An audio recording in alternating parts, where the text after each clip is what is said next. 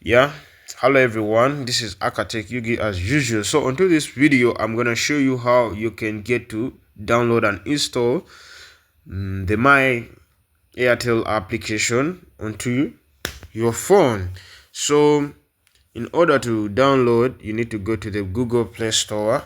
So when you get over here, as you see, mine is already installed. So when you get over here, get to tap onto the search button over there, then get over here and type in my Airtel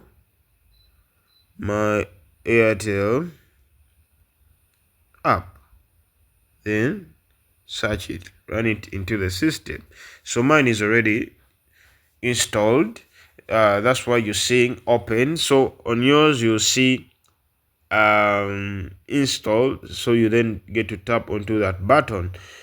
And to be able to install the applications on your phone, you need to have your Google account signed in. So that you get to download the My Airtel app. Once you're done, downloading it, you just get to open it, and the registration process is easy, don't worry. That's it.